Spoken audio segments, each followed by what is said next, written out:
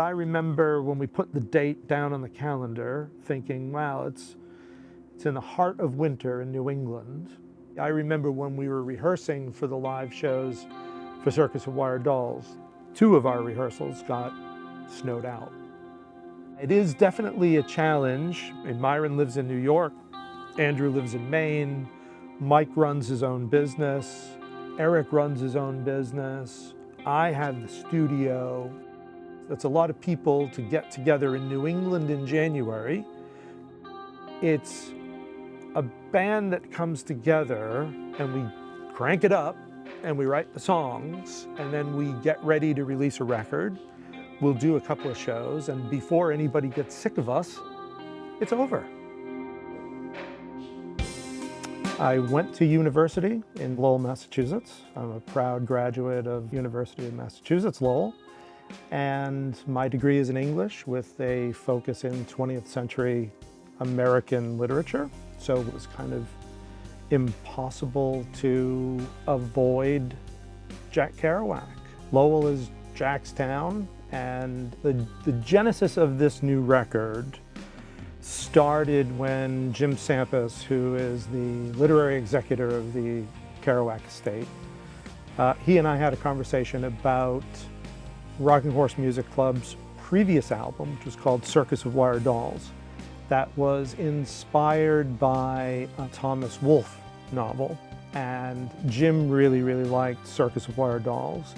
So he asked me if we could do something similar for one of Jack's works. He said, well, let me propose an unfinished novella called The Haunted Life. So Justin Cohn and I sat down and we kind of prospected through the book and we marked out lines like, ooh, this would be a great line and this would be a great line. I'm not sure what the literary term is. He kind of has a reputation for go off the deep end a little bit. He'll pause on particular details in his fiction and in his nonfiction and really just describe that thing like as much as you possibly can. Those were the places where we found a lot of poetic depth that we could pull from. So we would get one really beautiful poetic line, but then it didn't couple with anything else. So Justin and I found ourselves kind of doing the response. Jack and the rest of the beat poets, they were adventurous, they were rebellious, on the road, struck a chord with so many young people, artistic people. Bob Dylan was a big Jack Kerouac fan. John Lennon was a Kerouac fan. Syd Barrett, the original guitar player, songwriter from Pink Floyd, they were all big Jack Kerouac fans. And Jim Sampas and I are talking about doing The Haunted Life, and we were thinking about possibly bringing in some special guests to contribute to the record. And he asked me, he says, well, you know a couple of the Genesis guys. Do you think Tony Banks would be interested in having something to do with the record?